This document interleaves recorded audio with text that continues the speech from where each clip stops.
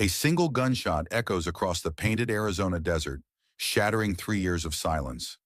Some say justice dies in the wilderness, buried beneath red rocks and forgotten by God.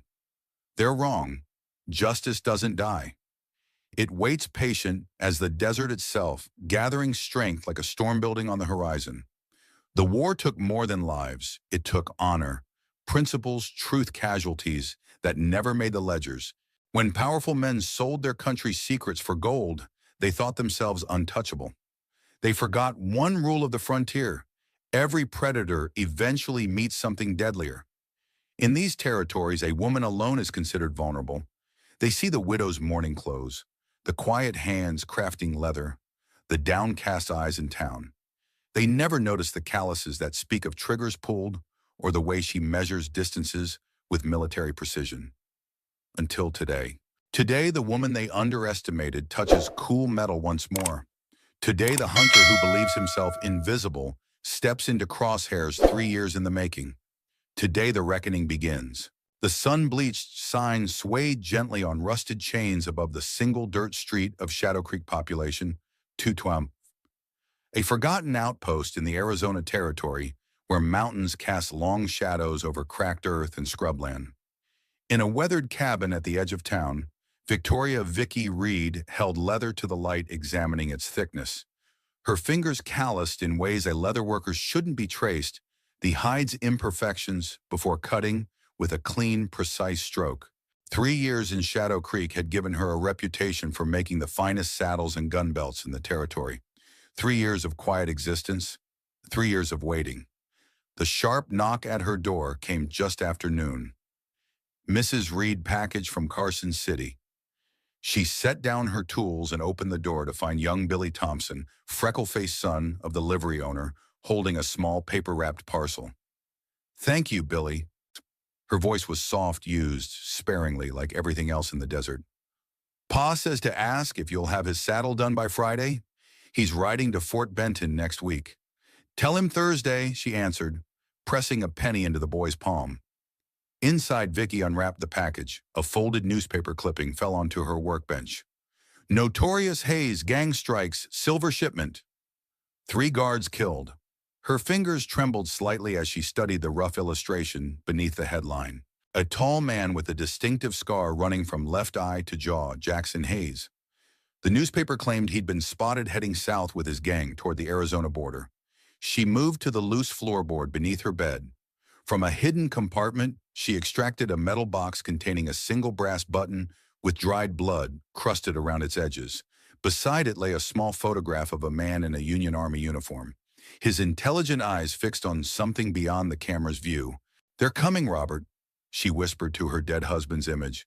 "Just like you said they would." Sheriff Frank Daniels propped dusty boots on his desk, hat tipped forward over his eyes. To most, he looked asleep, but beneath the brim, his eyes tracked movement across the street where 4 rough-looking men dismounted outside Harvey's saloon. The tallest one, lean as a whip with a jagged scar down his face, caught Daniels' attention. The sheriff had seen enough wanted posters to recognize Jackson Hayes, even at this distance. Footsteps approached. "Sheriff got a message for you." Daniels lowered his hat to see the telegraph operator, Mason, holding a yellow paper, "Important from Territorial Office." Mason added. Daniels read the message, his weathered face revealing nothing, as he folded the paper into his vest pocket. "Anything else, Sheriff?" "No, but send word if any more come through." When Mason left, Daniels locked the door and read the message again. "Gold shipment arriving your location. Stop Friday. 2 p.m. Stop, provide minimal security. Stop, no additional personnel requested. Stop, do not discuss shipment details. Stop, the instructions contradicted every security protocol for gold shipments." Something wasn't right, especially with Jackson Hayes and his boys arriving the same week. Daniels moved to the window, watching as Hayes and his men spread out through town like scouts mapping territory. No coincidence there. No coincidence at all. At Miller's General Store, Vicky gathered supplies, coffee, flour, ammunition, disguised among ordinary purchases. Sarah Miller, the owner's daughter, wrapped each item in brown paper. "Beautiful day, isn't it, Mrs. Reed?" Sarah smiled. At 20, she was Shadow Creek's brightest presence, quick-witted and observant beyond her years. "Yes," Vicky replied, though her eyes remained fixed on the street outside, where Hayes's men had begun introducing themselves to townspeople. "Those new fellows causing quite a stir," Sarah remarked. "Mr. Hayes introduced himself this morning, said they're cattle buyers heading to Mexico." Vicky's hand stilled. "Hayes himself was here." "Yes, ma'am. Tall man has a scar right down his—" The store's bell jangled as the door opened. Jackson Hayes stood in the frame, his height blocking the sunlight. His eyes cold as riverstones scanned the store before settling on Vicky. "Afternoon, ladies." His voice carried a southern drawl that barely concealed something harder beneath. "Passing through and heard this store carries the finest supplies between here and Tucson." "We try our best, sir," Sarah replied brightly. Hayes approached Boots, heavy on wooden planks. He stopped before Vicky, studying her with unsettling intensity. "Don't believe we've met Jackson Hayes." He extended a hand. "Victoria Reed." She replied, not taking it. "Mrs. Reed makes the finest leather goods in the territory." Sarah offered, "Is that so?" Hayes smiled without warmth. "A widow with skilled hands, interesting combination." Vicky met his gaze directly. "My husband taught me the trade before he passed." "My condolences." Hayes tilted his head. "How did he die, if you don't mind my asking?" "Apache raid," she answered flatly. 3 years ago. Hayes studied her, his scar tightening as he smiled. "Dangerous territory. A woman alone should be careful." "I manage." For a moment, neither spoke, an unspoken current passing between them. Then Hayes tipped his hat. "Perhaps I'll commission a gun belt before we leave. Always appreciate fine craftsmanship." The door closed behind him. Sarah exhaled sharply. "Mrs. Reed, are you?" "Well, you've gone white as linen." "I'm fine," Vicky managed. "Just the heat." Outside, Hayes crossed the street to rejoin his men. His eyes never left Vicky's window. That night, Vicky moved silently through her cabin, preparing. She donned dark trousers and a fitted black shirt clothes. No proper lady would wear, hidden for years beneath floorboards, alongside memories of another life. From the same hiding place, she withdrew an oiled, cloth-wrapped package. The Winchester rifle inside was no common hunting weapon, but a modified Sharps Model 1874, a sharpshooter's tool designed for exceptional accuracy at extreme distances. She assembled it with practiced efficiency, fingers remembering motions performed thousands of times during the war. In the dim lamplight, she checked the action. The trigger, pull, the sights, all perfect, despite years of disuse. Next came a leather-bound journal filled with notations, distances, wind conditions, bullet trajectories, the meticulous records of a professional marksman. Inside the cover, a name: Victoria Desert Eye, Reed 1st Volunteer Sharpshooters.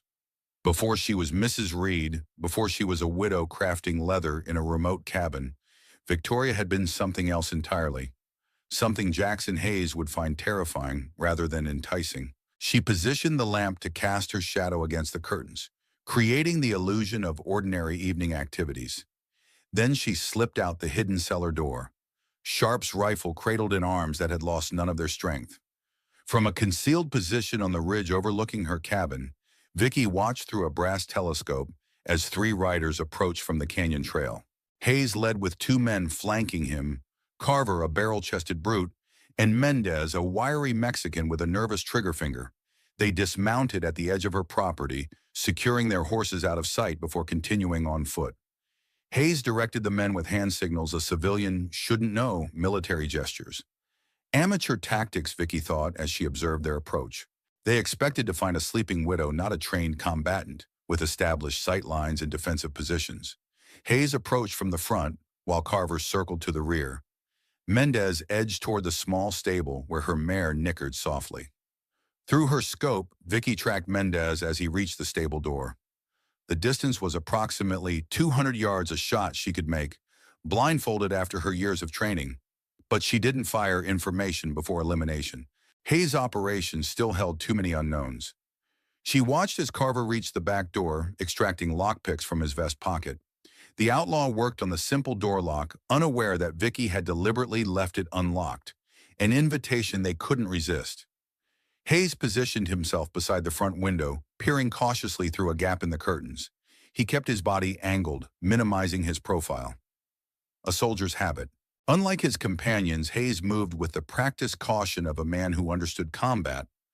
Through a strategically positioned mirror inside the cabin, Vicky observed Carver slipping inside, revolver drawn. She knew exactly what he'd find. A cabin that appeared hastily abandoned, traveling clothes laid across the bed, a half-eaten meal on the table, embers still glowing in the fireplace, all evidence suggesting the widow had fled with minimal warning. Carver reappeared at the front door, unlocking it to admit Hayes. Even at this distance, Vicky could read their confusion. Hayes sent Mendez to search the small barn, while he and Carver investigated further. Beneath certain floorboards inside the cabin lay pressure triggers connected to small percussive devices, not lethal but designed to create controlled chaos.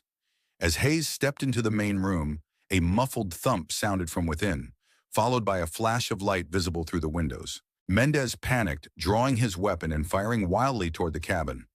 "Hold your fire, you idiot!" Hayes shouted. "It's just a diversion."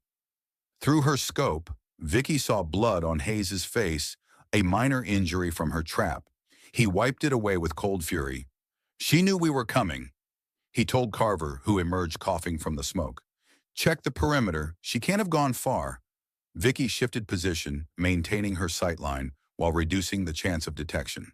Hayes' reaction confirmed her suspicion he needed her alive, at least temporarily. Had he simply wanted revenge for Robert, he could have burned the cabin with her inside. The men spread out, beginning a search pattern around the property. Carver headed toward the creek while Mendez reluctantly examined the dark spaces around the barn. Hayes returned to the cabin, methodically searching through her belongings. Through a small gap in the cabin's roof, a modification she'd made specifically for this purpose. Vicky tracked his movements. He ignored her clothes and personal items, focusing instead on potential hiding places, loose floorboards, hollow walls, the space beneath her bed. When he discovered the empty chest that once held her Sharp's rifle, his reaction was immediate and violent. He overturned the wooden table, smashing a lantern against the wall in frustration. "Looking for this," Vicky whispered, though he couldn't possibly hear her. Her finger caressed the trigger of the very weapon he sought. Hayes emerged from the cabin, summoning his men with a sharp whistle. As they regrouped on the porch, their conversation carried clearly through the still desert night. "She's gone," Carver stated. "Must have spooked after your visit to the store today?" Mendez added. Hayes' backhanded strike caught Mendez across the face, sending him stumbling. "She didn't spook you, imbecile. She was warned." He paced the porch, calculating. Someone in town tipped her off. "What about tomorrow's job?" Carver asked nervously. "Are we still going through with it?" "Of course we are." Hayes snapped. "Everything's set." The military escort diverted, the sheriff compromised. "By this time tomorrow we'll be halfway to Mexico, with enough gold to live like kings." Hayes gave new orders. "Torch the place. If she returns, she'll find nothing but ashes. Then we head back to town. There's one person who might know where she's gone." As Carver disappeared inside to gather lamp oil, Vicky carefully lined up her first shot of the night, not at any of the men, but at the barn where Mendez had just tossed a lit match onto a hay bale. The crack of her rifle shattered the night silence. The bullet extinguished the flame with precision that seemed supernatural to anyone unfamiliar with her abilities. The reaction was immediate. Mendez threw himself flat while Carver bolted from the cabin, abandoning his arson attempt. Hayes, however, dropped into a combat crouch, his experienced eyes scanning the ridgeline. "Sniper?" he shouted, drawing his revolver, though it was useless at this range. On the north ridge, Vicky was already moving, executing the exit strategy she'd prepared. By the time Hayes organized his men to investigate, she'd be repositioned with clear sight lines to observe their next move. She watched through her scope as Carver reached her former position, finding nothing but a spent cartridge carefully left as a calling card. When he reported back, Hayes's rage was evident even at this distance. But beneath the anger, Vicky detected something else in his posture. Recognition. "She's toying with us," Hayes told his men, his voice carrying on the night air. "Let's see how she plays when we change the game." He turned to Mendez. "Ride back to town. Tell Wallace we need leverage. The Miller girl. Bring her out here at dawn." As Mendez mounted up, Vicky faced her first genuine dilemma. She could easily eliminate the outlaw before he reached town, but doing so would sacrifice her tactical advantage. Hayes would immediately recognize the threat and alter his plans, potentially endangering more civilians. Instead, she tracked Mendez's progress until he crested the ridge, then quickly repositioned to a vantage point overlooking the trail to town. She'd allow him to ride a specific distance before taking action far enough that Hayes wouldn't hear the shot, but soon enough to prevent him from reaching Shadow Creek. She reached her secondary position just as Mendez's silhouette appeared against the starlit sky. The distance was considerable, nearly 400 yards with a slight crosswind from the west. Vicky calculated adjustments automatically, her body remembering formulas her conscious mind had long since internalized. This time she didn't aim for the rider, but for his mount, specifically the saddle strap. The rifle's report echoed off canyon walls as her bullet severed the leather precisely where it connected to the metal buckle. Mendez managed 10 more yards before the saddle slipped sideways, dumping him unceremoniously onto the hard-packed trail. By the time he regained his feet, cursing fluently in Spanish, Vicky had circled behind him, approaching silently from downwind. He didn't hear her until the cold barrel of her secondary weapon, a Navy Colt revolver, pressed against the base of his skull. "Hello, Mr. Mendez," Vicky said softly, the first words she'd spoken aloud since nightfall. "I believe you were looking for me." The outlaw froze his hand halfway to his own weapon. "Remove your gun belt." Slowly, when he complied, she continued, "Now you're going to tell me everything about Senator Wallace's involvement in tomorrow's robbery." "I don't know what you're talking about," Lady Mendez attempted, though his bravado was undermined by the tremor in his voice. "Let me be clear, Mr. Mendez. The bullet that unseated you could just as easily have removed your head from your shoulders. The fact that you're still breathing is a temporary courtesy that depends entirely on your cooperation." To emphasize her point, she fired a shot that parted his hair, the bullet so close he felt its heat against his scalp. The precision made his eyes widen in terror. "Dios mío," he whispered, "you're her, the ghost from the war." Vicky didn't bother confirming or denying this assessment. Wallace's plan. Now at Mendez's resistance crumbled, the senator arranged everything. Got the information about the gold route, arranged for the cavalry escort to be called away. Tomorrow when the shipment arrives, Sheriff Daniels will be summoned to the bank on a false emergency. Then Hayes creates a distraction on the south end of town, fire at the grain storage. When the guards investigate, we take the gold. Simple. How many men besides you three? 2 more arriving by morning. Former soldiers who served with Hayes. And my role in all this, why is Hayes so interested in one widow? Mendez hesitated, earning himself another press of the revolver barrel. "Your husband," he finally admitted. "The colonel had papers evidence against Wallace and others. Hayes thought you might have them."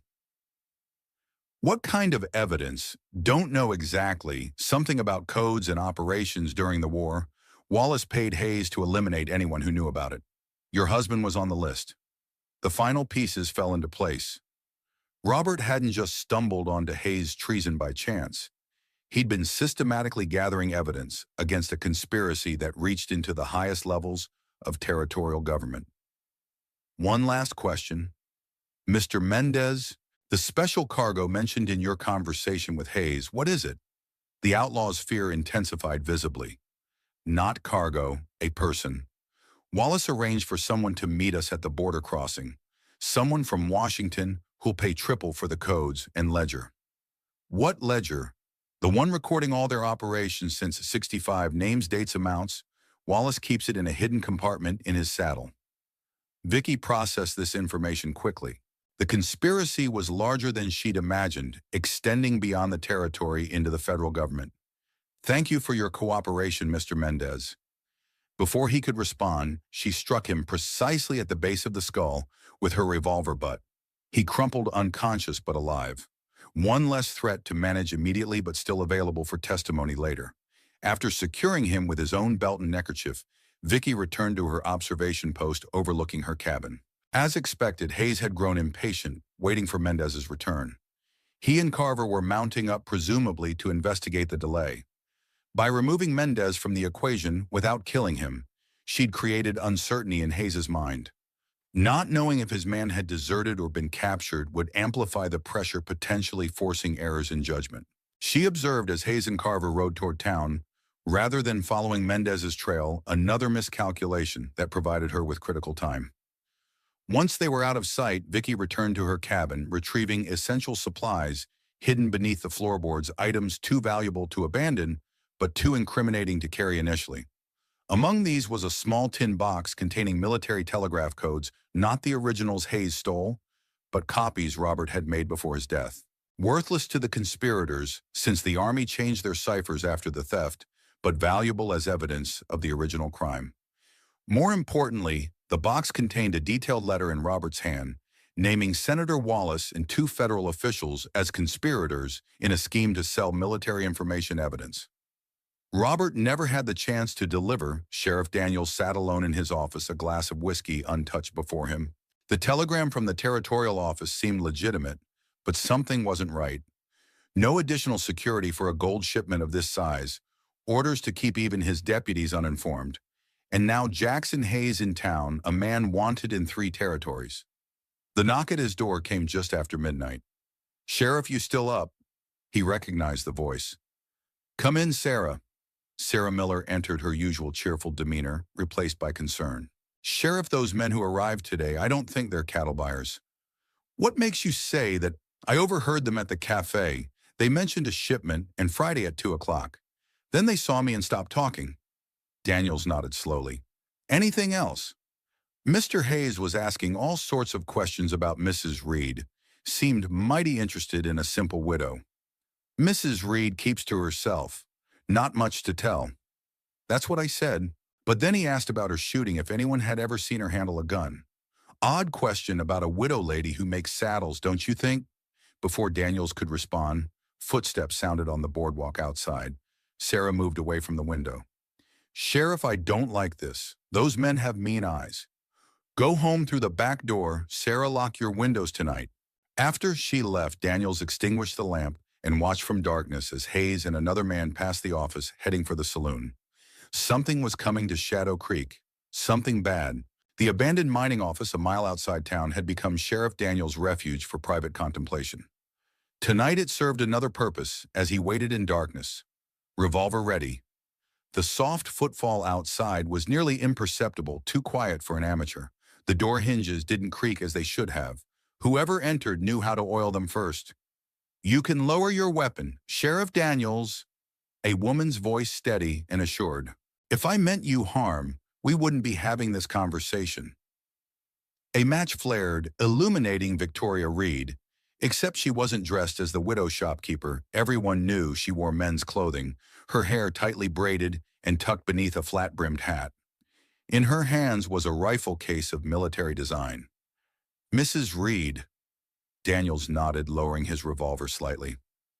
"Or whoever you really are." "I'm exactly who I appear to be," she replied, lighting a small lantern. "Though perhaps not the part I've been playing in Shadow Creek."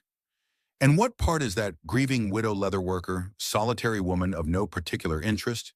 She set the lantern on a dusty table between them. "All true but incomplete." "And the complete version?" Vicky opened the rifle case, revealing the sharps within. "Before Shadow Creek, before I was Robert Reed's wife, I was Victoria Desert Eye Reed. I served with the Union Army's 1st Volunteer Sharpshooters, a unit that officially never existed." Daniels studied her with new intensity. "I heard stories during the war. A marksman who could hit Confederate officers at distances that seemed impossible. They said it was the hand of God. Not God, Sheriff, just mathematics, patience, and a steady hand." "The Desert Eye was a man." Daniels protested, but his tone lacked conviction. "That's what Confederate intelligence believed. A useful misconception. And Robert Reed, my commanding officer, later my husband. When the war ended, we came west seeking peace. We found it briefly, until Jackson Hayes. You know him. Wanted posters, nasty reputation." Daniels paused. "So, Hayes killed your husband?" "Not Apaches." Hayes pulled the trigger, but he was following orders from Senator Wallace. This revelation visibly startled the sheriff. Senator James Wallace. the territorial representative. The same. Wallace heads a network that's been operating since the war, stealing military intelligence, selling it to foreign interests, manipulating troop deployments to facilitate robberies across the Western territories. That's a serious accusation against a powerful man, Daniel said carefully. Robert discovered evidence linking Wallace to the theft of military cipher books. Before Hayes killed him, Robert managed to pass me information implicating Wallace and others. Daniels processed this, connecting it to the suspicious telegram. And now Hayes is here for you to find whatever evidence your husband left. Partially, they're also here for a gold shipment arriving tomorrow. A shipment you received unusual orders about. Daniel's eyes narrowed. How do you know about that? I questioned one of Hayes's men. Wallace has arranged everything. Minimal security cavalry escort, diverted a perfect opportunity to take not just gold, but updated cipher books being transported with it. She placed a fragment of paper on the table. I found this outside my property. Note the handwriting and the partial initial in the margin. Daniels examined it, his expression grim. W confirms special cargo secure. He read Wallace. Vicky nodded. Senator Wallace doesn't just want the gold. The conspiracy needs those cipher books to continue operations. They've arranged for someone from Washington to meet them at the Mexican border. This is bigger than a simple robbery, Daniels muttered. Much bigger treason that reaches into the highest levels of government. The sheriff studied her, weighing his options against decades of lawman's instinct. What do you propose, Mrs.? Read for answer. Vicky removed a folded document from her jacket, bearing the seal of the United States Army. Daniels accepted it, unfolding the yellowed paper to read, by order of President Abraham Lincoln, Victoria. Reed is hereby commissioned as special scout to the 1st Volunteer Sharpshooters. Her rank, duties, and existence shall remain confidential, known only to commanding officers with appropriate clearance. The document was dated 1863, signed by a general whose name Daniels recognized from history books. Desert Eye. He whispered, they said you could hit a man at 1,000 yards. 800 reliably. She corrected, 1,000 required perfect conditions. Daniels looked between the document and the composed woman standing before him, reconciling the quiet widow with the deadly legend. What do you need from me? Keep civilians off Main Street tomorrow afternoon. Position yourself where you can observe without being obvious. And most importantly, watch for whoever moves to assist. Hayes, when the shooting starts, that will be Wallace's agent. And you. Vicky's smile was cold and precise as rifle fire. I'll be where I'm most effective, Sheriff. At a distance unnoticed with clear sightlines. Daniels nodded, extending his hand. As Vicky took it, he noticed for the first time the calluses beneath her gloves, the distinct markings of a sharpshooter. I need to return to town before my absence raises questions, he said, but whatever happens tomorrow, you have an ally. After Daniels departed, Vicky moved quickly, making final preparations. Hayes's visit to Sarah Miller suggested he was gathering information, finalizing his approach. His interest in her property indicated he'd come back tonight, rather than wait for morning, as shadows lengthened across the desert landscape. Victoria Reed vanished. In her place stood Victoria, Desert Eye, Reed, the deadliest sharpshooter of the Union Army, preparing for one final mission. The telegram arrived at dawn, delivered to a private room above Harvey's saloon, where Jackson Hayes studied a detailed map of Shadow Creek from Wallace. The courier announced, dropping a yellow paper on the table. Hayes read it quickly, his scarred face darkening. Mendez didn't make it to the rendezvous last night. Carver looked up from cleaning his revolver, deserted or intercepted. Hayes crumpled the telegram. Wallace is moving up the timetable. Gold shipment arrives at noon. Not 2. What about the others? Mason and Fletcher ain't here yet. Change of plans. We proceed with what we have. Hayes moved to the window, scanning the awakening town below. Something had shifted in the tactical landscape, an unknown variable he couldn't identify. First, the widow's prepared escape, then the precision shot that extinguished Mendez's match, and now Mendez himself missing. He touched the scar on his face, remembering the man who'd given it to him. Colonel Robert Reed in their final confrontation. 3 years earlier, Reed had been a formidable opponent, honorable in his way.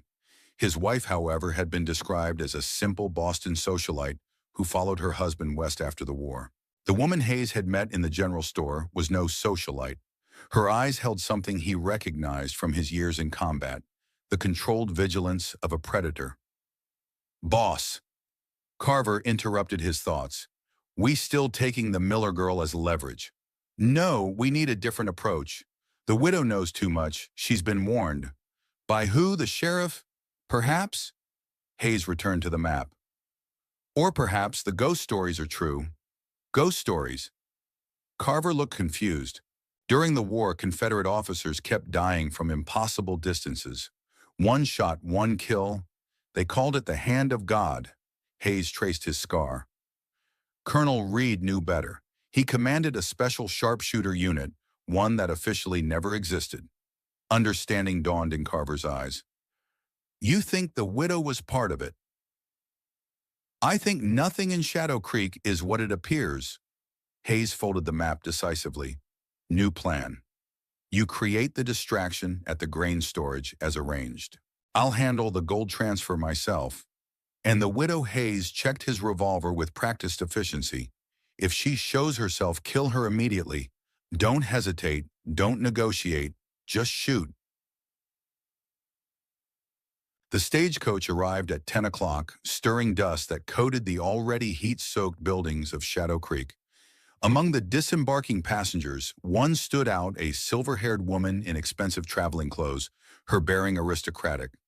Despite the frontier setting, Sarah Miller watched from the cafe as the woman surveyed the town, with the calculating assessment of someone accustomed to authority rather than the bewilderment typical of Eastern visitors. "Can I help you, ma'am?" Sarah approached as the woman retrieved a small valise from the coach's boot. "Thank you, dear. I'm looking for accommodations. Is there a hotel?" "Just rooms above the saloon," Sarah apologized. "But Mrs. Thornton takes boarders. I'd be happy to show you." "You're very kind, Miss Miller, Sarah Miller, Eleanor Sullivan," the woman replied, offering a gloved hand. "A pleasure." As they walked, Mrs. Sullivan asked casual questions about the town, its residents, the sheriff. Her interest seemed friendly, but Sarah noted how the woman's gaze lingered on certain buildings. The bank, the telegraph office, Sheriff Daniels' jailhouse.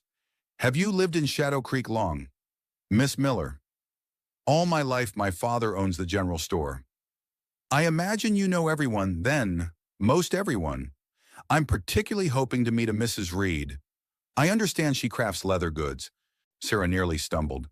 "You know Mrs. Reed?" "Not personally, but I've heard exceptional things about her work." "Might you introduce us?" Something in Mrs. Sullivan's tone raised Sarah's instincts. "Mrs. Reed lives outside town. She's quite private." "I see." Mrs. Sullivan smiled benevolently. "Another time, perhaps."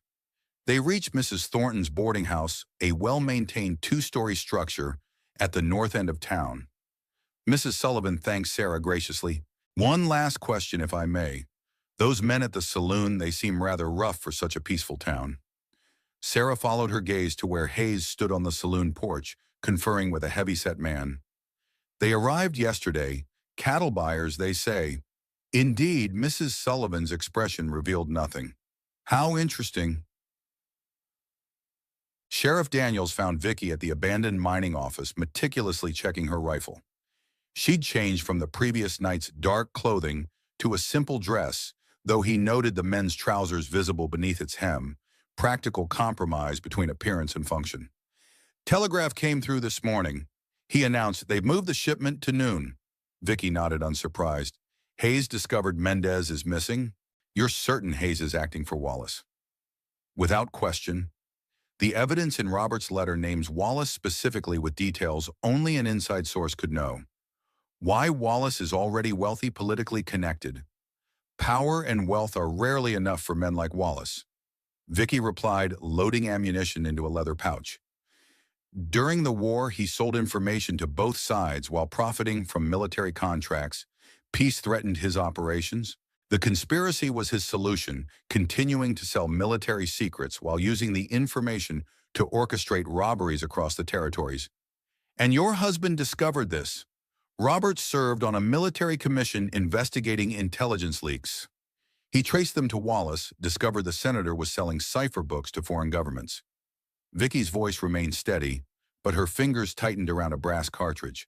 When Robert got too close, Wallace ordered Hayes to eliminate him. Yet Hayes didn't kill you.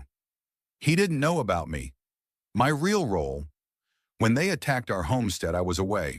By the time I returned, Robert was dying. He managed to warn me to give me evidence implicating Wallace. She closed the ammunition pouch with finality. I've spent 3 years gathering additional proof, waiting for the conspiracy to reveal itself fully. And now it has, Daniels concluded. A sound outside interrupted them, horse hooves approaching at a careful walk rather than a gallop. Vicky moved swiftly to a firing position, while Daniels drew his revolver. Mrs. Reed, a cultured female voice called. I believe we have mutual interests to discuss. Vicky and Daniels exchanged glances. I'm alone, the woman continued, and we have very little time. Vicky moved to the window, keeping clear of direct sight lines. Outside stood an elegantly dressed older woman beside a chestnut mare. She carried no visible weapons. Do you know her? Daniels whispered. No, Vicky replied, though something about the woman's bearing triggered recognition. I'm Eleanor Sullivan, the woman announced as if hearing their whispered conversation, widow of General Michael Sullivan, Army Intelligence, and you, Mrs. Reed, are Victoria Desert Eye. Reed, formerly of the 1st Volunteer Sharpshooters. Vicky's breath caught. General Sullivan had been Robert's commanding officer and one of the few who knew of her existence. Sheriff, please lower your weapon, Vicky said quietly. I believe Mrs. Sullivan is an ally. Eleanor Sullivan sat primly on a crate inside the mining office, seemingly unbothered by dust that threatened her immaculate traveling suit. She accepted a tin cup of coffee from Daniels with gracious thanks, as if it were fine china in a Boston drawing room. I apologize for the theatrical introduction, she said, but circumstances necessitated direct approach. How did you find me? Vicky asked. I've been tracking Wallace's operation for 3 years, ever since Michael was killed.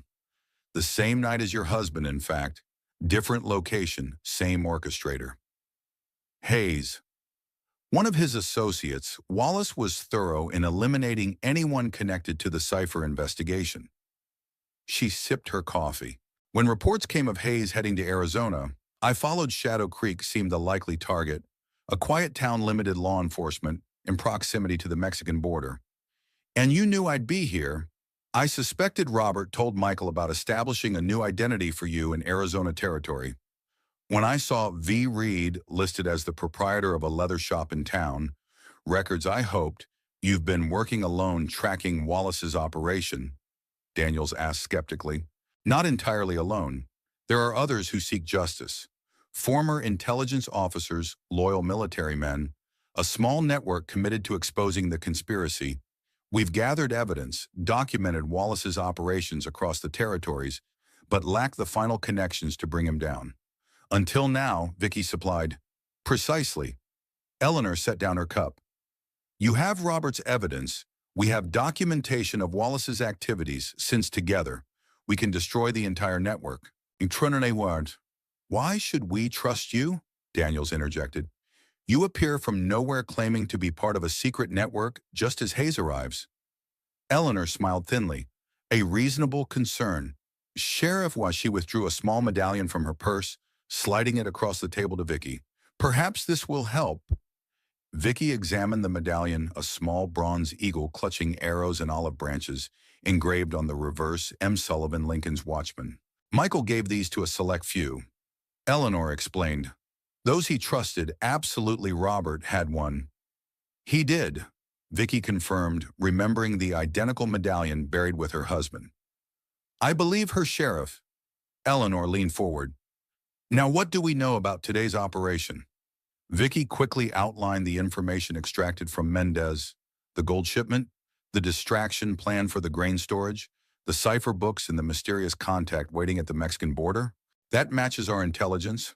Eleanor nodded. Wallace himself won't be present, too cautious, but he'll have a representative to ensure the cipher books are secured. According to Mendez, Wallace maintains a ledger documenting the conspiracy's operations. Vicky added names, dates, payoffs, if we could secure that. It would bring down the entire network. Eleanor finished. But Wallace keeps it with him at all times. Without the senator present, our focus must be Hayes and the cipher books. The gold shipment arrives at noon. Daniels said, less than 2 hours from now, we need a plan. Eleanor's expression sharpened with military precision. Indeed we do, Sheriff, and I believe Mrs. Reed's particular talents will be essential to its success. Kinom. Sarah Miller regarded the dusty street from her father's store, noting the unusual quiet. Normally, Shadow Creek buzzed with modest activity, ranchers purchasing supplies, miners heading to claims, north of town, children playing near the water trough. Today the thoroughfare stood nearly empty, as if the town itself sensed approaching danger. The stagecoach that had brought Mrs. Sullivan remained hitched outside the station, though it wasn't scheduled to depart until tomorrow. New passengers had arrived, 2 hard-faced men who entered the saloon without registering at the station. Through the store window, Sarah watched Hayes emerge onto the saloon's balcony. He surveyed the street with calculating intensity, his gaze eventually settling on the bank across the way. The scar on his face caught the midday light, giving him a demonic appearance as he smiled at some private thought. The bell above the store door jangled, startling her. Miss Miller. Eleanor Sullivan entered, her refined appearance incongruous in the frontier establishment. I was hoping to purchase writing paper. Of course, Mrs. Sullivan, Sarah, moved to the appropriate shelf, grateful for the distraction from her troubled thoughts. As she wrapped the paper, Eleanor spoke casually. I notice you're watching our cattle-buying friends. Sarah hesitated. They make me uneasy. Trust your instincts, my dear. They're not cattle buyers. This blunt confirmation froze Sarah's hands mid-fold. You know them. I know their kind. Eleanor lowered her voice. Something's happening today. Something dangerous. I should warn Sheriff Daniels. He knows, but I need your help with something equally important. Eleanor pressed a folded note into Sarah's hand. When the clock strikes noon, I need you to deliver this to Mrs. Reed. Can you do that safely? Sarah glanced at the paper.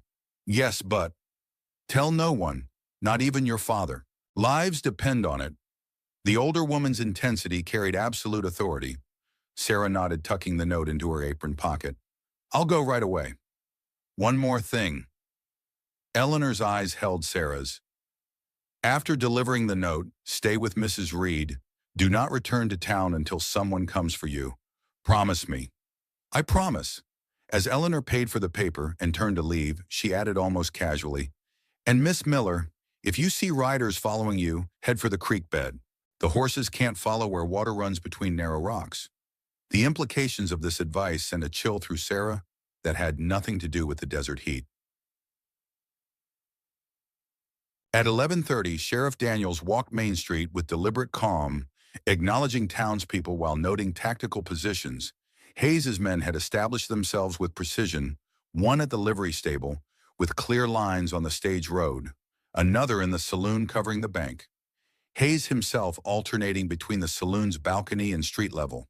The 2 newcomers who'd arrived that morning positioned themselves at opposite ends of town, one near the telegraph office, another lounging beside the blacksmith's military training evident in their posture and positioning. Near the general store, Eleanor Sullivan appeared to shop casually, though Daniels noted she maintained sightlines to both Hayes and the bank. The silver-haired widow had revealed herself as something far more formidable than her refined appearance suggested, the intelligence operative who'd trained Robert Reed's sharpshooter unit during the war. Daniels approached the bank, where Jacob Morton, the manager, stood nervously on the steps. Morning, Jacob. Sheriff.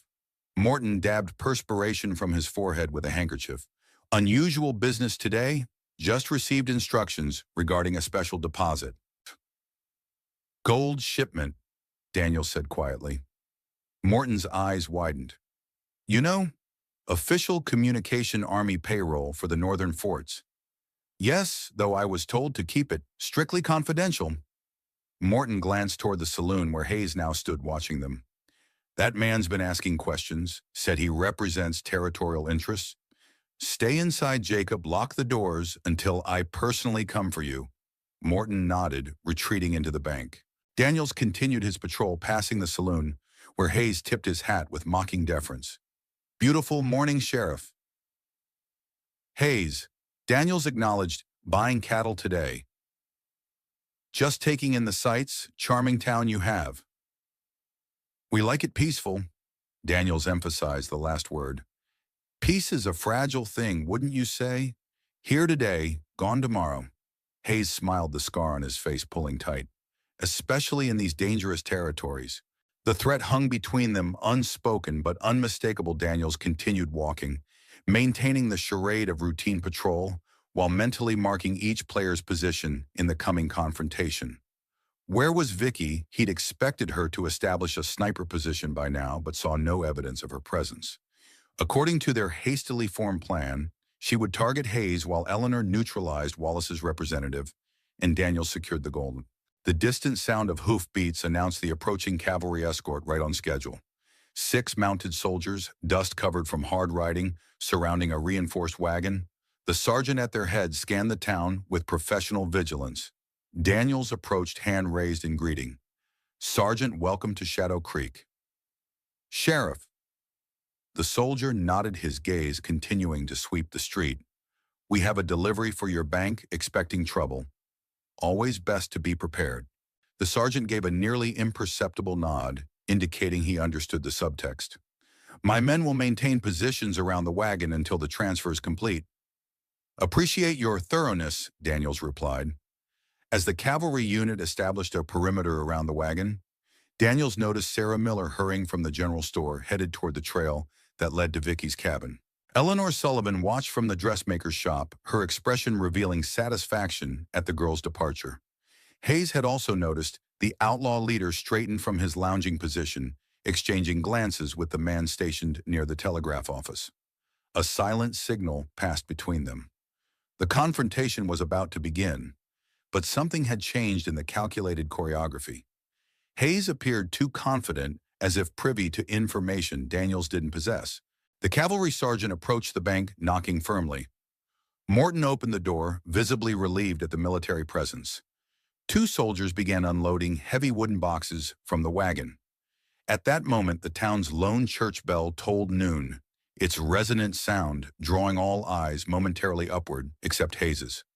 The outlaw leader was already moving with purpose toward the bank hand, resting casually on his revolver. Sarah Miller urged her horse faster along the trail to Vicky's cabin, the note from Eleanor Sullivan secured in her pocket. Behind her, dust rose from the hooves of 2 riders in pursuit, Hayes's men who'd broken off from their positions the moment she left town. Her heart pounded as she remembered Mrs. Sullivan's advice about the creek bed. Veering sharply east, she directed her mare toward the narrow canyon where Shadow Creek cut through rock formations, too confined for riders to follow. The pursuing horsemen shouted, their voices carrying threat even at distance. Sarah bent low over her mount's neck, the wind stinging her eyes as they galloped across open terrain toward the sanctuary of the creek. The first gunshot cracked the air above her head, a warning deliberately high. They wanted her alive. The realization only increased her determination to reach Vicky. The creek bed appeared ahead, a ribbon of green, cutting through red rock. Sarah urged her horse into the shallow water, following its course as the canyon walls narrowed. Behind her, the riders were forced to slow, then halt altogether as the passage became too confined. More shots echoed off canyon walls, but distance and rock formations protected her from their aim. Sarah continued through the twisting creek until the canyon opened into a small valley, and there stood Vicky's cabin, silent in the midday heat. Sarah dismounted, her legs shaking from exertion and fear. "Mrs. Reed," she called, approaching the porch. "Mrs. Reed, are you here?" The cabin door stood ajar. Inside, Sarah found evidence of intrusion: overturned furniture, a broken lantern, clothing scattered across the floor, but no sign of Vicky. "Mrs. Reed," she called again, panic rising. "Hello, Sarah." She whirled to find Vicky standing in the doorway, but not the Mrs. Reed she knew. This woman wore men's clothing, her hair tightly braided, a rifle slung across her back. Her familiar, gentle demeanor had been replaced by something harder, more focused. "Thank God," Sarah breathed. "They're coming, men from town. They shot at me. I know I saw them stop at the canyon. Vicky stepped inside, closing the door. Are you hurt? No, Mrs. Sullivan gave me this for you. Sarah withdrew the folded note. She said to stay here and not return to town. Vicky read the note quickly, her expression darkening. Plans have changed. Hayes has moved more quickly than we anticipated. Hayes, the cattle buyer. Sarah's confusion was evident. What's happening, Mrs. Reed? Vicky's gaze softened slightly. Those men aren't cattle buyers, Sarah. They're outlaws planning to rob the gold shipment that arrived at noon. Gold shipment? I don't understand. There's no time to explain everything. Vicky moved to a loose floorboard, extracting a wooden box. The important thing is that you're safe here. But Sheriff Daniels, the sheriff knows he's prepared. Vicky loaded ammunition into pouches with practiced efficiency. Eleanor Sullivan is helping him. The lady who just arrived, who is she? An ally. Vicky hesitated, then decided Sarah deserved some explanation. Before I came to Shadow Creek, I worked for the government. Hayes and his men are part of a conspiracy I've been tracking since they killed my husband. This revelation silenced Sarah momentarily. When she spoke again, her voice was smaller. So everything about you, the quiet widow, the leather work, it was all pretend. Not pretend, just not the complete truth. Vicky checked her revolver before securing it in a holster. The leather work is genuine. Robert taught me. The grief is real. But there are parts of myself I kept hidden for safety, mine and yours. Sarah processed this, connecting fragments into a new understanding. That's why Hayes was asking about you. He knows who you really are. He suspects, and now he's accelerated his plans. Vicky gestured to a nearby chest. There's food and water there. Bar the door behind me. Don't open it for anyone except myself. Sheriff Daniels or Mrs. Sullivan, you're leaving. But those men can't get through the canyon on horseback and on foot. They're no match for this. Vicky patted the rifle at her back. I need to get to town. Hayes is planning something beyond the gold robbery, and I need to stop him. Sarah straightened, finding unexpected courage. Let me help. You already have. By delivering this message and staying safe, you've done exactly what we needed. Vicky moved to the door, then turned back. One more thing, Sarah. If I don't return by nightfall, there's a letter in that box addressed to the territorial governor. Make sure it reaches him. The implications hung heavy in the air between them. Sarah nodded solemnly. I will be careful, Mrs. Reed. Victoria, she corrected with a rare smile. My friends call me Vicky. Chaos erupted in Shadow Creek. With careful precision, Hayes' man at the livery stable set fire to the hayloft, creating billowing smoke visible throughout town. As townsfolk rushed toward the blaze, Hayes himself approached the bank, where soldiers were transferring gold boxes. Fire, someone shouted. The livery's burning. The cavalry sergeant maintained his position, ordering 2 men to assist with the fire, while keeping 4 guards with the gold. Sheriff Daniels positioned himself between the bank and the growing commotion, watching as Hayes approached. Nasty business, that fire. Hayes remarked, stopping beside Daniels. Looks deliberate. Yoey, does it? Daniels didn't shift his gaze from the bank entrance. Town like this, dry as tinder, whole place could go up? Hayes studied Daniels with cold calculation. Smart sheriff might focus on saving his town rather than guarding a bank.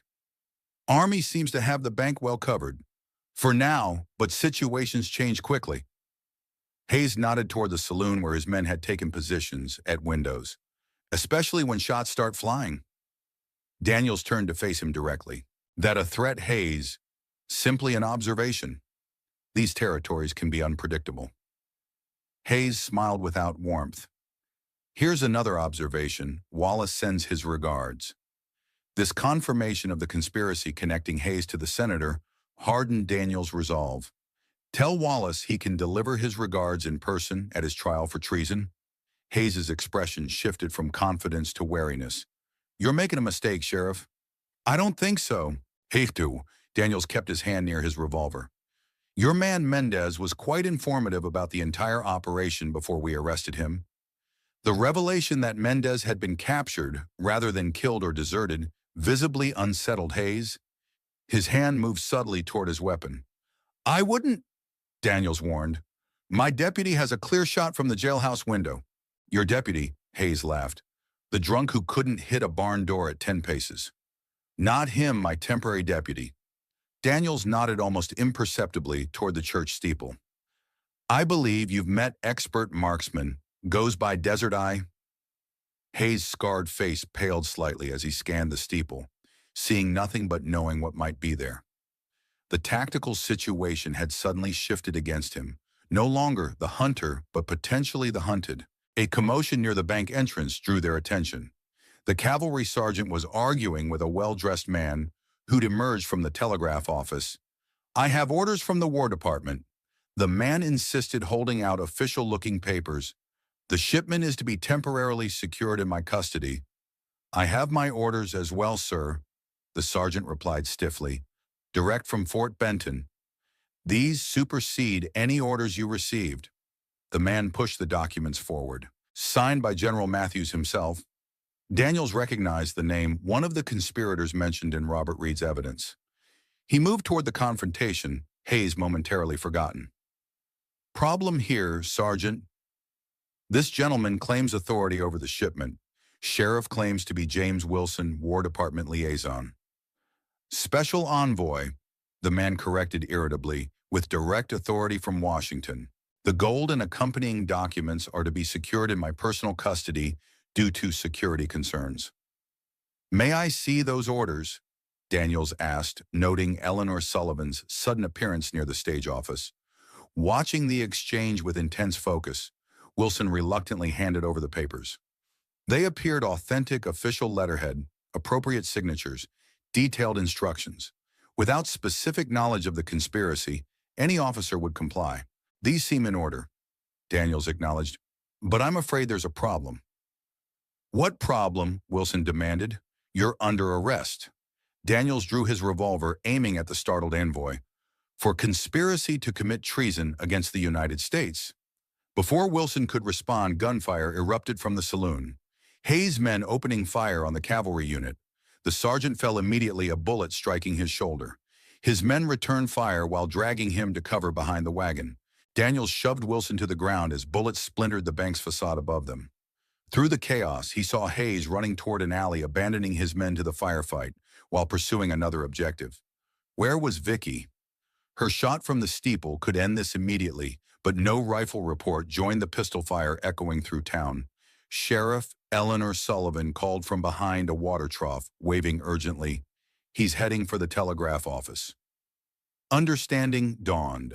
The telegraph office, where cipher books would be temporarily secured before continuing to Fort Benton. Hayes had sacrificed the gold shipment to secure the real prize. As Daniels moved to pursue, a bullet struck the dirt at his feet. One of Hayes's men had positioned himself on the saloon balcony with a clear shot at anyone following their leader. Then came the distinctive crack of a Sharps rifle, different from the revolvers and carbines currently in play. The balcony shooter fell backward, clutching his shoulder where a precision shot had found him. Desert Eye, Daniels muttered with grim satisfaction, recognizing Vicky's handiwork. She was here after all, but not in the steeple, somewhere unexpected with clear lines of fire. He sprinted toward the telegraph office, knowing Hayes had only moments' head start. Behind him, the cavalry unit had regained control, their disciplined fire pinning down the remaining outlaws. Inside the telegraph office, Daniels found the operator, Mason, unconscious on the floor, blood seeping from a head wound. A wall safe stood open, empty. Hayes had the cipher books. From her position in the hayloft of the blacksmith's, Vicky tracked Daniels through her rifle scope as he discovered the empty safe. The shot that neutralized the balcony shooter had been perfect, disabling, without killing exactly as planned. Now she shifted focus, scanning the town for Hayes's escape route. Eleanor Sullivan had warned that Hayes's true objective was the cipher books, not the gold. The fire, the bank confrontation, all distractions from the real target movement caught her eye. Hayes emerging from behind the telegraph office, a leather satchel clutched under his arm. He moved with military precision toward the livery stable, where the fire, now under control, provided continued distraction. Vicky prepared to take the shot that would end his flight. At this distance, approximately 300 yards, she could place a bullet through his shoulder, identical to the wound she'd delivered to his man on the balcony. Her finger tightened on the trigger, breath-controlled calculations, automatic for wind and elevation. Then she hesitated, noticing another figure approaching the stable from the opposite direction, a man in a business suit moving with purpose rather than panic. Through her scope, she studied him. Well-dressed, authoritative bearing, approximately 50 years old.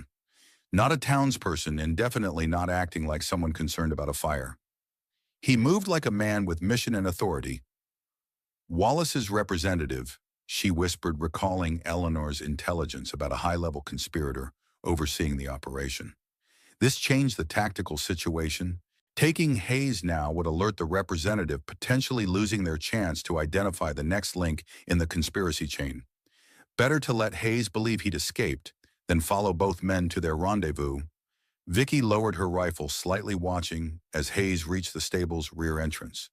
The suited man appeared moments later, exchanging brief words before both disappeared inside. She needed to relocate, find a position with visibility to the stable's interior without exposing herself. As she prepared to move, gunfire erupted again in the street, Hayes's remaining men making a desperate attempt to reach their leader. Through her scope, Vicky saw Daniels take cover behind a water trough, returning fire with methodical precision. Eleanor Sullivan had positioned herself near the jail, a small derringer visible in her hand as she covered the sheriff's flank. Time was running out. Once the shooting stopped, townspeople would flood back to Main Street, complicating her movement and potentially allowing Hayes to slip away in the confusion. Vicky descended from the hayloft, using the continuing gunfire as cover for her approach toward the stable. She moved through back alleys, rifle concealed beneath a duster coat she'd appropriated for this purpose. As she neared the stable, voices became audible from within Hayes, and the suited man arguing in harsh whispers. "The operation is compromised," the suited man insisted. "We need to abort." "We have the cipher books," Hayes countered. "That's what Wallace wanted." "Wallace wanted a clean operation. This is a disaster. The shooting will be over in minutes. My men know the extraction plan. Your men are being arrested or shot as we speak. The cavalry unit wasn't diverted as planned. And then we adapt, and we always do. Not this time. Something's wrong." The sheriff knew too much. Vicky positioned herself beneath a side window, listening intently. "Mendez," Hayes said grimly. "They captured him. What would he know? Enough to cause problems, not enough to implicate Wallace directly." Hayes's voice hardened. "We proceed as planned. Rendezvous at Coyote Ridge, then south to the border. And the woman Reed's widow, a problem for another day. Once we cross the border, no." The suited man's tone became authoritative. "Wallace was explicit. She cannot be left alive. Not after what happened with her husband. She's disappeared, wasn't at her cabin when my men checked. Find her. Wallace will triple your payment."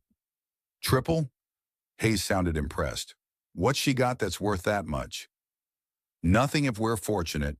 Everything if we're not." The conversation shifted to logistics. Horses, routes, timing. Vicky processed the information with cold efficiency. They planned to flee south, immediately meeting Wallace's representative at Coyote Ridge, a landmark 15 miles from town. From there, they'd cross into Mexico, where someone waited to purchase the cipher books, but they wouldn't reach Coyote Ridge. Vicky determined not if she could position herself properly. "Time to end this, Robert," she whispered, withdrawing silently to establish her ambush. Sheriff Daniels knelt beside the wounded cavalry sergeant, assessing the damage as gunfire continued to crack around them. "Just a graze," the sergeant insisted through clenched teeth. "Get those bastards. Working on it." Daniels tore a strip from his bandana, binding the wound. "Your men have the outlaws pinned down. Hayes is the priority now." Hayes thought he was in the saloon with the others. "He's after something more valuable than gold. Special cargo in the telegraph office safe." "Sure enough," understanding dawned in the sergeant's eyes. "The cipher books, damn. You knew about them." "Classified information, sheriff military codes for Western operations, worth more than gold to the right buyer." This confirmed everything Vicky had warned him about. Daniels checked his ammunition, preparing to pursue Hayes. Sheriff Eleanor Sullivan appeared beside them, her refined appearance incongruously untouched by the chaos. Hayes is at the livery with Wilson. Wilson, the War Department envoy, not an envoy, a conspirator working with Wallace. They're planning to escape. Daniels scanned the street. The gunfire had diminished. Hayes's men either neutralized or pinned down. Townsfolk had taken cover in buildings, leaving Main Street eerily empty except for combatants. "Where's Mrs. Reed?" he asked, positioning herself. Eleanor replied, "She'll intercept them on the South Trail." Alone against Hayes and Wilson. Eleanor's expression hardened with military confidence. Victoria Reed took down 53 Confederate officers during the war. Sheriff, she can handle 2 traitors. A new burst of gunfire interrupted their planning, but this time from an unexpected direction. 3 riders appeared at the north end of town, firing indiscriminately as they galloped toward the livery. Reinforcements. Daniels realized the men Hayes was expecting. "He'll use the distraction to escape," Eleanor said urgently. "We need to move now." Daniels turned to the sergeant. "Can your men handle those riders?" "With pleasure, Sheriff." The sergeant signaled his remaining soldiers, who repositioned to confront the new threat. "I'll take the back trail." Daniels decided, "Cut them off if they head south. And I'll ensure Mr. Wilson faces immediate justice if he attempts to leave town." Eleanor added her small derringer, suddenly more menacing in context. As they separated, executing their hastily modified plan, Daniels couldn't help wondering if they'd underestimated Hayes. The outlaw leader had adapted quickly, using his men as sacrifices while focusing on the primary objective. That level of tactical flexibility made him far more dangerous than a common criminal. He could only hope that Vicky's skills remained as sharp as her legend suggested. The South Trail wound through rocky terrain, offering natural choke points, ideal for ambush.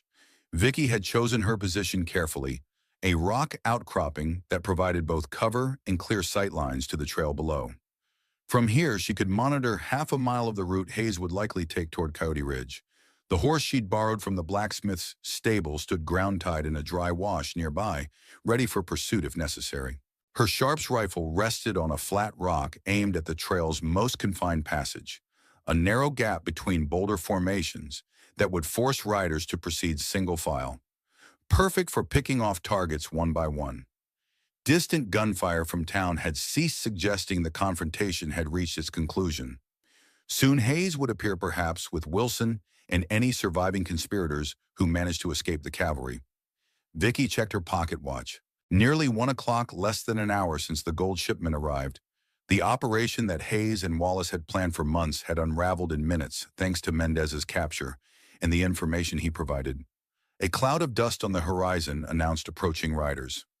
Through her scope, Vicky identified 3 figures, Hayes in the lead, followed by Wilson and a third man she didn't recognize. They rode hard, frequently checking behind them for pursuit. Vicky calculated distance and wind factors, adjusting her aim slightly to account for the rider's speed.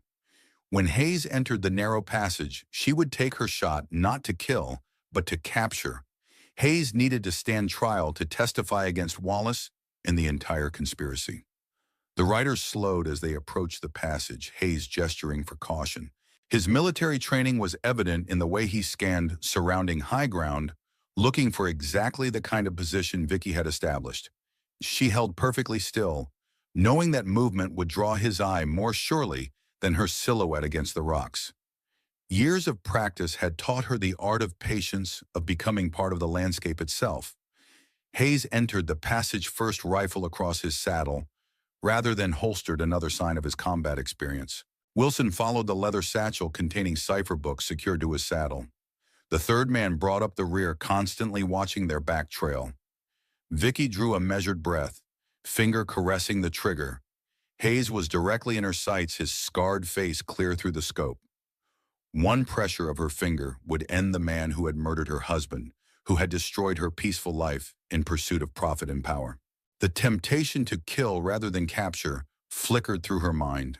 A moment of darkness, she acknowledged, then dismissed. This wasn't about vengeance. It was about justice. She squeezed the trigger.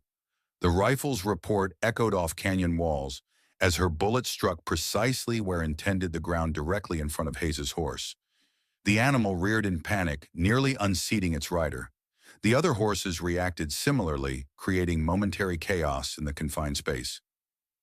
"Dismount. Watch her," Vicky called, her voice carrying with authority across the canyon. "Weapons on the ground or the next shot goes through Hayes." Hayes controlled his frightened mount, his expression a mixture of fury and calculation as he scanned the rocks for her position. "You're surrounded," she continued, though it was a bluff. "Sheriff Daniels and the cavalry are approaching from town. There's no escape." "You're alone, widow," Hayes called back, his eye finding her position with unsettling accuracy. "One shot and you've revealed yourself." "One shot is all I need."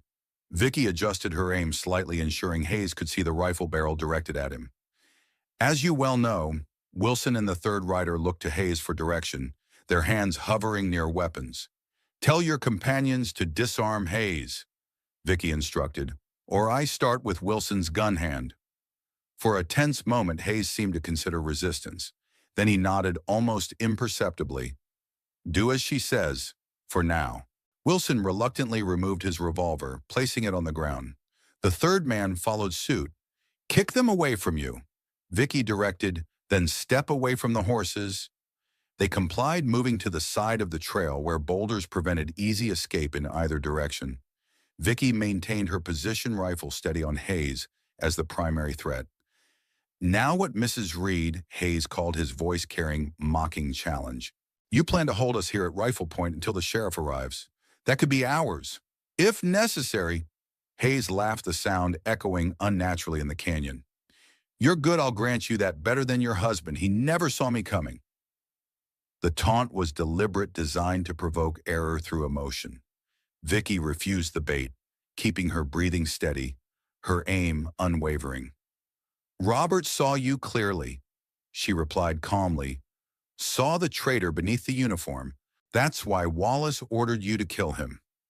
This turned the psychological advantage Hayes's expression, revealing surprise that she knew so much about the conspiracy's inner workings. Mendez talked, he realized aloud. "How much did he tell you?" "Everything, Wallace, the cipher books, your meeting at Coyote Ridge, the contact waiting in Mexico." Vicky shifted slightly, maintaining her dominant position. "The entire operation is exposed." Wilson stepped forward, his diplomatic manner asserting itself even in crisis. "Perhaps we can reach an accommodation." "Mrs. Reed, there's no need for further bloodshed." "What accommodation did you offer my husband, Mr. Wilson, or General Sullivan?" Wilson paled at the mention of Sullivan's name. "You know about Sullivan.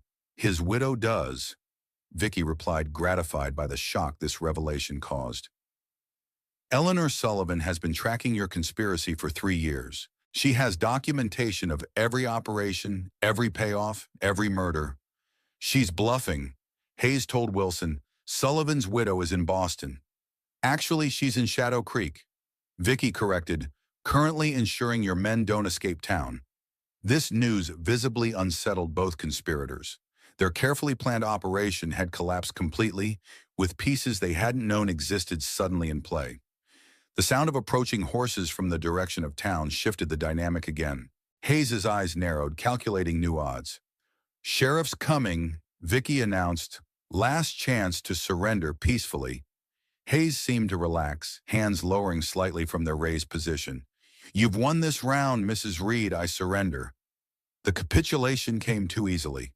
Vicky recognized the shift in his posture, the subtle tension preceding action.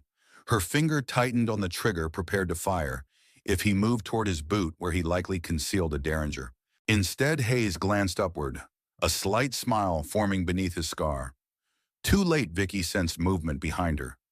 Before she could turn, something hard struck the back of her head, sending pain exploding through her skull. Her rifle slipped from suddenly numb fingers as darkness crowded the edges of her vision. As consciousness faded, she heard Hayes's voice, satisfied and triumphant. "Always watch your back, Desert Eye, first rule of survival." Pain throbbed through Vicky's skull as consciousness returned. She lay face down on rough wooden planks, hands bound behind her back, the taste of dust and blood in her mouth. Through fragmented vision, she made out a small cabin interior. Not her own, but similar in construction. Late afternoon light slanted through dirty windows. "She's awake!" A voice announced the third rider, now serving as guard. Footsteps approached Hayes crouched beside her, his scarred face level with hers. "Welcome back, Mrs. Reed. Or should I say, Desert Eye."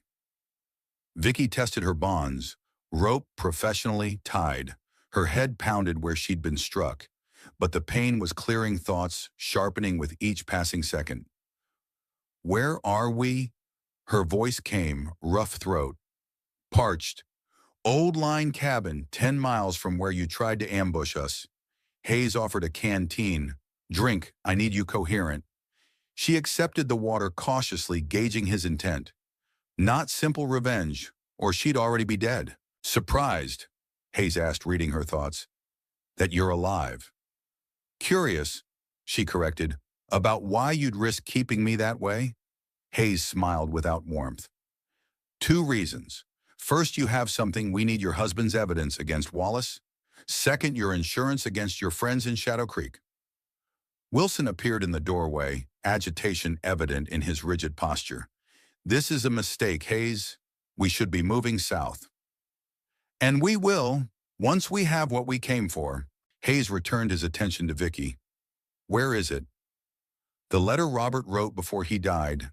Vicky met his gaze steadily. "What makes you think it exists?" "Because I know Robert Reed, methodical, thorough. He documented everything. Before I shot him, he managed to hide something. Said I'd never find it, that justice would come." Hayes leaned closer. "That was 3 years ago. I'm still waiting." "Perhaps justice is patient." Hayes backhanded her across the face, a calculated display of control rather than rage. "Patience has limits. Mine ends today." Vicky tasted blood from her split lip, but maintained her composure. "Killing me won't bring you the letter." "No," Hayes acknowledged, "but it might ensure Senator Wallace's continued freedom and protection, unless I produce the letter." "Precisely, and then you'll kill me anyway." Hayes smiled. "You understand our situation perfectly." Vicky weighed her options. The letter was secure, hidden in the small tin box that Sarah Miller now guarded at her cabin. Even if Hayes forced information from her, the evidence would reach the territorial governor through Sarah. But her immediate survival depended on maintaining Hayes's belief that she could produce the documentation he sought. "The letter isn't in Shadow Creek," she said finally. "It's hidden elsewhere." Dirkworm. "What guarantee do I have you won't kill me once I tell you?" Hayes considered this, his calculating mind, visible behind cold eyes. "None whatsoever, but refusing guarantees your death right now." The cabin door opened again, the third rider. Mason Vicky, now recognized from seeing him in town, entered with urgency. "Riders coming, 3 of them." Hayes moved to the window, peering through a gap in the curtains. "Sheriff. Can't tell yet. Too distant. We watch her." Hayes instructed Wilson, "Shoot her if she tries anything." As Hayes and Mason conferred near the door, Wilson approached. Unlike Hayes's calculating brutality, Wilson exuded bureaucratic menace, the kind of man who ordered deaths from behind a desk with the same dispassion he might sign requisition forms. "Senator Wallace speaks highly of your husband's intelligence," Wilson remarked conversationally. "Such a shame he discovered things he shouldn't have. Your Honor, things like Wallace selling military secrets during the war." Vicky challenged, "Or his conspiracy with Generals Matthews and Hollister to continue doing so afterward." Wilson's surprise at her knowledge of these names registered briefly before his composure returned. "Itty impressive." "How much did Robert actually document?" "Everything: names, dates, operations, enough to hang Wallace and everyone associated with him, including yourself, Mrs. Reed. After all, you were part of the same sharpshooter unit that eliminated targets without trial or formal charges. Some might call that assassination. I followed lawful orders during wartime.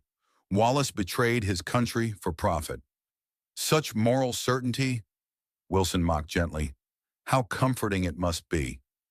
Hayes returned from his consultation. Sheriff Daniels, Mrs. Sullivan, and someone else, young woman. Sarah Miller. Vicky realized She'd ignored instructions to remain at the cabin, brave but dangerously foolish. "They tracked us," Wilson observed tensely. "No," Hayes corrected. "They followed a trail I deliberately left. They're walking into a trap." Understanding crashed through Vicky with chilling clarity. Hayes hadn't run blindly after her ambush failed. He'd orchestrated this, captured her as bait to draw in the remaining threats to his operation. "Mason," Hayes directed, "take position in the rocks east of the cabin. Wait until they're in the clearing, then open fire. Drive them toward the west side where I'll be waiting." "What about me?" Wilson asked. "Guard our guest. Keep her quiet." Hayes checked his revolvers. "Once we've eliminated the sheriff and Sullivan, we'll extract the letter's location from Mrs. Reed and be on our way." Vicky struggled against her bonds, earning a warning gesture from Wilson's revolver. "They'll recognize an ambush." "Perhaps," Hayes acknowledged, "but they'll still come for you." As Hayes and Mason exited to take their positions, Vicky assessed her situation with cold precision. Hands bound behind her, guarded by Wilson friends approaching unwittingly into a trap, odds thoroughly against her. But she had survived worse. Sheriff Daniels raised his hand, stopping their small party at the edge of a clearing where a weather-beaten cabin stood in afternoon shadows. No smoke rose from its chimney, no horses visible outside, but fresh tracks led directly to the structure's front door. "Too quiet," Daniels murmured. "Something's not right." Eleanor Sullivan nodded in agreement, her refined appearance transformed by the rifle she now carried and the determined set of her jaw. "Classic ambush position." "We should go back," Sarah Miller whispered, clutching the tin box containing Vicky's letter, the evidence she'd insisted on bringing once they discovered Hayes had captured Vicky. "No, Daniels decided they have Mrs. Reed, but we need to be smart about this." He studied the terrain, noting rock formations east of the cabin that provided perfect cover for a marksman and dense woods to the west that could conceal multiple men. "They'll expect us to approach directly," Eleanor observed. "Hayes is military trained. He'll have men positioned to cross fire." "Exactly," Daniels agreed. "So we don't give him what he expects." He outlined a swift plan. Eleanor, the most experienced apart from Vicky, would circle wide to approach from the north behind the cabin. Sarah would remain hidden in the tree line with their horses. Daniels himself would create a distraction to draw fire and reveal Hayes's positions. "Once shooting starts, stay down," he instructed Sarah. "If we don't return in 30 minutes' ride for Fort Benton, give them the evidence and tell them everything." Sarah nodded solemnly, fear evident in her eyes but determination stronger. As they prepared to separate, Eleanor placed a hand on Daniel's arm. "Hayes is exceptionally dangerous, Sheriff. Don't underestimate him." "I'm counting on it," Daniels replied grimly. "Men like that make mistakes when they're confident." Vicky worked steadily at her bonds, using a splinter she'd managed to work loose from the floorboards. Wilson paced the cabin nervously, occasionally peering through the curtains as minutes stretched into unbearable tension. "They're taking too long," he muttered. "They should have shown themselves by now." "Sheriff Daniels isn't stupid," Vicky remarked, keeping Wilson's attention focused on conversation rather than her hands. "He recognizes an ambush when he sees one. It won't matter. Hayes has never failed to eliminate a target." "Until me," Vicky reminded him. 3 years ago when he killed my husband." Wilson glanced at her with irritation. An oversight he's currently correcting. The rope around Vicky's wrist began to give fibers, separating under persistent friction from the splinter. She needed just a few more minutes and a distraction. "You won't escape, you know," she said casually. "Even if you kill us all, the evidence against Wallace exists in multiple forms now. Your entire network will be exposed. Senator Wallace's position is unassailable." Wilson replied with bureaucratic confidence. "Military heroes don't become traitors in the public's mind regardless of evidence. Tell that to Benedict Arnold." Wilson's retort was interrupted by a gunshot outside, a single report that echoed across the clearing. He moved quickly to the window. "What's happening?" From her position on the floor, Vicky couldn't see outside, but she recognized the tactical diversion. Daniels was drawing fire to reveal Hayes's positions. Another shot rang out, followed by a rapid exchange from different locations. Wilson grew increasingly agitated, torn between his orders to guard her and desire to assess the situation. "Stay here," he finally decided, moving toward the door. "Make a sound and I'll kill you." The moment the door closed behind him, Vicky redoubled her efforts. The rope gave way, suddenly releasing her hands. She rose quickly, ignoring the painful tingling as blood returned to her fingers. A quick survey of the cabin revealed no weapons. Hayes had been thorough in removing anything useful. The windows were too small for escape, and the only door open to the clearing where gunfire continued to crack sporadically. Vicky moved to the fireplace, examining the heavy iron poker leaning against the stone. Not ideal, but better than nothing. As she retrieved it, Wilson pushed back through the door, his face flushed with alarm. "They've outflanked." The poker connected with his temple before he could complete the sentence, sending him crumpling to the floor. Vicky relieved him of his revolver, checking the cylinder, fully loaded. Outside, the gunfire had intensified. Through the window, she glimpsed Hayes moving tactically between rocks, firing toward the tree line, where Daniels presumably had taken position. No sign of Mason, which suggested Eleanor had successfully engaged him from another angle. Vicky considered her options. She could attempt escape during the confusion, but that would leave her friends outnumbered against Hayes and Mason, or she could re-enter the fight, potentially turning the tide. It wasn't really a choice. Using Wilson's belt, she secured him thoroughly, gagging him with his own neckerchief before positioning herself at the window. The angle wasn't ideal, but she had a partial view of Hayes' position. At this distance, approximately 80 yards, the revolver wouldn't provide the accuracy of her Sharps rifle. But Vicky had practiced with handguns, extensively understanding their limitations and capabilities. She sighted carefully, tracking Hayes' movements as he reloaded behind a boulder. Breath-controlled arm, steady, she squeezed the trigger. The revolver bucked in her hand. Hayes jerked as the bullet struck rock inches from his head, showering him with fragments. He dove for better cover his return, fire splintering the window frame above Vicky's head. Now Hayes faced fire from three directions, Daniels from the trees, Eleanor from the north, and Vicky from the cabin, he thought secure. The tactical advantage had shifted decisively. "It's over, Hayes." "Purnin," Daniels shouted from the tree line. "You're surrounded." Hayes' response was another volley of gunfire, more desperate than accurate. Vicky recognized the behavior of a cornered predator, dangerous precisely because escape routes had vanished. A sharp cry from the direction of the rocks signaled Eleanor had successfully engaged Mason. The odds continued to deteriorate for Hayes.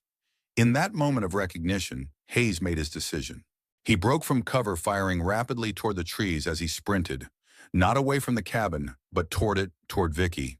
She adjusted her aim to track his approach, firing twice more. The second shot caught him in the left arm, staggering but not stopping him. He reached the cabin's blind side where her window couldn't track him. Vicky moved swiftly from the window to position herself beside the door, revolver. Ready, Hayes would enter, expecting Wilson, not a free and armed opponent. The door crashed open. Hayes lunged through, revolver. Extended, Vicky struck from his blind side, slamming the revolver barrel against his wounded arm. Hayes howled in pain, but maintained his grip on his weapon. He pivoted with surprising speed, slamming his weight against her. Both crashed into the cabin wall, struggling for control. Hayes outweighed her significantly, his strength enhanced by desperation. Vicky compensated with technique, using his momentum against him as they grappled. His revolver discharged the bullet, burying itself in the ceiling. "Should have killed you 3 years ago." Hayes grunted, forcing the weapon gradually toward her. "You weren't good enough then either," Vicky replied, executing a swift knee strike to his injured arm. His grip faltered momentarily, enough for Vicky to break free, maintaining possession of her own revolver. She backed away, creating distance to aim properly. "It's finished, Hayes," she stated firmly, revolver leveled at his chest. "Surrender." Hayes' expression shifted from rage to something more calculating. His eyes flicked to Wilson's unconscious form, then back to Vicky. "Surrender to what? A territorial court, where Wallace has judges in his pocket. A military tribunal where half the generals are part of his network." He lowered his weapon slightly. "You know there's only one kind of justice for men like me." It was a ploy, an appeal to her desire for vengeance, attempting to create hesitation. 3 years ago, she might have succumbed, But Vicky had evolved beyond simple revenge. You'll stand trial. Hayes, your testimony will help dismantle Wallace's entire operation. Never. Hayes spat. I'm not ending up swinging from a rope while Wallace walks free. His intent registered a fraction of a second before action, the slight tensing of muscles, the shift in weight to his back foot. He was going to force her to kill him, denying the justice system his testimony against Wallace. As Hayes began to raise his revolver, Vicky adjusted her aim and fired. The bullet struck his right shoulder, his shooting arm with surgical precision, sending the weapon clattering to the floor as he staggered backward. That's not your choice to make, she informed him as he clutched his bleeding shoulder in shock. The cabin door opened again. Sheriff Daniels entered cautiously, revolver ready, taking in the scene. With professional assessment, Mrs. Reed, good to see you in one piece. Sheriff, she acknowledged Hayes has secure Wilson as well. She nodded toward the bound figure on the floor. Where's Eleanor? Bringing in Mason. He surrendered when he saw the odds. Daniels approached Hayes, who had slumped against the wall, blood seeping between his fingers. You made the right decision, not killing him. We need his testimony. He won't talk, Hayes muttered through clenched teeth. We'll see, Daniels replied, securing him with handcuffs. Men like you tend to value their necks when the hangman's noose gets close. Eleanor entered, escorting Mason at gunpoint. Despite the physical exertion, she maintained her aristocratic bearing, as if apprehending conspirators was simply another social obligation. Victory, thank heavens. Eleanor surveyed Vicky's condition with genuine concern. Are you injured? Nothing serious. Vicky holstered the revolver, suddenly aware of the various pains asserting themselves. Her bound wrists, the blow to her head, bruises from the struggle with Hayes. Sarah appeared in the doorway, next clutching the tin box, her young face registering relief upon seeing Vicky alive. You were supposed to stay with the horses? Daniels admonished, though, without real anger. I heard the shooting stop, Sarah defended. Thought you might need this. She held up the box containing Robert's evidence. Vicky accepted it gratefully. You did well, Sarah. Better than we had any right to ask. As Daniels and Eleanor secured their prisoners, Vicky opened the tin box, confirming its contents remained intact. Robert's letter naming Wallace and his co-conspirators, along with supporting documentation she'd gathered during the past 3 years. Justice so long delayed was finally within reach. 3 days later, Vicky stood on Shadow Creek Station platform as prisoners were loaded onto the eastbound train. Hayes' arm, bandaged and manacled, regarded her with cold calculation as deputies escorted him aboard. This won't end with me, he warned. Wallace's reach is longer than you imagine. Perhaps, Vicky acknowledged, but no longer invisible. Wilson followed his bureaucratic dignity in tatters, refusing to meet her gaze. Mason and the surviving members of Hayes' gang completed the procession, all bound for territorial prison to await trial for robbery, murder, and treason. Sheriff Daniels approached satisfaction, evident beneath his professional demeanor. Telegram from Santa Fe. Governor received Robert's evidence. Federal marshals arrested Senator Wallace this morning. Vicky absorbed this news, the culmination of 3 years patient waiting. And the others. Warrants issued for Generals Matthews and Hollister. The whole network's unraveling. Eleanor Sullivan joined them. Telegram in hand, the War Department has officially acknowledged Michael and Robert's investigation. They're sending representatives to collect our documentation. Will you accompany the evidence to Washington? Vicky asked. Indeed, these men destroyed 2 good men and nearly a third. Eleanor nodded toward Daniels. I intend to ensure they face the highest justice available. The train whistle sounded, a piercing note that seemed to mark the conclusion of one chapter and the beginning of another. And you, Mrs. Reed, Daniels asked, will you stay in Shadow Creek now that it's over? Vicky considered the question. For 3 years, she'd lived a half-life, the leather worker's existence, a necessary cover while she waited for Hayes and Wallace to resurface. That purpose had been fulfilled. I don't know, she admitted. I came west with Robert seeking peace. Found it briefly. You could find it again, Sarah suggested, joining their group. The town needs your leather work. No one makes saddles like you do. Vicky smiled at the girl's earnestness. Perhaps, but first I need to see this through testify at the trials ensure Wallace and his conspirators face justice. The Arizona Rangers are recruiting, Daniels mentioned casually, looking for experienced scouts trackers. Someone with your skills would be welcome. A woman ranger. Sarah sounded scandalized yet intrigued. Times are changing, Eleanor observed. The war proved women capable of roles previously unimaginable. Vicky looked toward the distant mountains where her cabin stood, the place that had been both refuge and prison these past years. The thought of returning to that solitude no longer held appeal, but neither did remaining in Shadow Creek, where everyone now knew her true identity and history. I'll consider it, she told Daniels. After the trials, the eastbound train departed in a cloud of steam and cinders, carrying its dangerous cargo toward justice. Vicky watched until it disappeared around a distant bend, taking with it the man who had murdered her husband and the conspiracy that had driven her into hiding. It doesn't bring them back, Eleanor said quietly, understanding evident in her tone. Robert Michael, the justice we seek, won't restore what we've lost. No, Vicky agreed, but it honors their sacrifice. As the others returned to town duties, Vicky remained on the platform contemplating the future that had seemed impossible just days earlier. The weight she'd carried for 3 years had lifted, leaving her strangely buoyant yet uncertain. Robert was gone, but properly avenged. Her identity as Desert Eye was exposed but no longer a threat to her safety. For the first time since that terrible day when Hayes had destroyed her life, Victoria Reed faced a future determined by choice rather than necessity. She reached into her pocket fingers, closing around Robert's wedding ring, carried with her always since his death. Perhaps it was time to visit his grave. One last time to say a proper goodbye before moving forward. The Arizona Rangers would wait. Justice would proceed, and Vicky would find her own path, not as a widow seeking vengeance, but as a woman reclaiming her full identity and purpose. 6 months later, a lone rider approached Shadow Creek from the south, dust rising from beneath her horse's hooves in the afternoon heat. Victoria Reed wore the distinctive badge of the Arizona Rangers on her buckskin vest, a Sharps rifle secured to her saddle revolver, holstered at her hip. Sheriff Daniels met her at the edge of town. Ranger Reed, didn't expect you back so soon. Just passing through, Vicky replied, dismounting. Thought I'd deliver the news personally.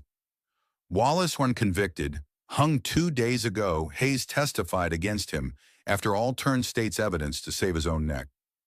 Daniels nodded with grim satisfaction. Justice served at last. 3 years late. Vicky amended. But yes. They walked toward the sheriff's office, townspeople nodding respectful greetings as they passed. News of Vicky's role in dismantling Wallace's conspiracy had spread throughout the territory, transforming the quiet widow into something of a legend, a transformation she found both uncomfortable and oddly fitting. You look well, Daniels observed. Ranger life suits you. Most days tracking smugglers across the border last month wasn't particularly pleasant, but better than making saddles. Vicky considered this different, though I still make my own gear. Old habits. At the sheriff's office, Sarah Miller waited with barely contained excitement. No longer the girl from 6 months earlier, she'd grown into a young woman with purpose in her stance. Mrs. Reed, I mean Ranger Reed. Sarah embraced her impulsively. They accepted my application. I start training next month. The Territorial Nursing Corps. Vicky confirmed, pleased at the girl's news. Yes, father wasn't thrilled, but Mrs. Sullivan wrote a recommendation they couldn't ignore. Speaking of Eleanor, Daniels interjected. She sent a telegram last week. The War Department formally acknowledged Robert and General Sullivan's investigation. They're establishing new protocols for cipher security based on their findings. This news settled over Vicky with satisfying finality. Robert's work, his sacrifice, had not been in vain. The systems he sought to protect would be strengthened because of his efforts. After catching up on town news, Vicky excused herself for one final errand before continuing her journey north. She rode alone to the small cemetery on the hillside overlooking Shadow Creek, where a modest headstone marked Robert Reed's final resting place. She'd arranged for his remains to be moved here after the trial, providing him a proper burial with military honors, recognition of his service and sacrifice long overdue. Kneeling beside the grave, Vicky placed a single desert flower against the stone. "It's done, Robert," she said quietly. "Wallace Hayes, all of them brought to justice, just as you said they would be." The warm desert breeze carried no response, but Vicky felt a sense of completion that had eluded her for 3 long years. She removed her ranger badge, studying its gleaming surface symbol of her new purpose. "I'm not coming back," she told the silent stone. "Not for a while. The Rangers have assigned me to the Northern District, new challenges, new horizons." Rising, she surveyed the vast landscape stretching before her. Mountains, desert, the distant promise of unexplored territory. For the first time since Robert's death, she faced the future without the weight of vengeance or justice delayed. "Rest easy," she whispered, touching the headstone one final time before returning to her horse. As Victoria Desert Eye Reed rode from Shadow Creek toward new horizons, she carried with her the lessons of patience, precision, and purpose that had defined her extraordinary journey from grieving widow to instrument of justice. The desert sun gleamed on her badge as she urged her horse northward toward whatever challenges awaited the woman who had emerged from shadow to reclaim her full identity and strength. Not an ending, but a continuation, the next chapter in an extraordinary American life. The Arizona sun sets over distant mountains, painting the desert in gold and crimson as a lone rider crests the ridge silhouetted against the fading light. 3 years is a long time to live half a life. 3 years of waiting, watching, crafting leather, while vengeance simmered beneath a widow's quiet facade. The price of patience measured in empty nights and memories that cut sharper than any blade. They say revenge is a dish best served cold, but just as true. Justice burns with its own fierce heat, warming hands that have held nothing but grief for too long. The conspiracy is broken now. The men who traded in secrets and blood face their reckonings, their names forever stained with the word traitor. The badge on her vest catches the last light of day, a symbol not of vengeance completed, but of purpose renewed.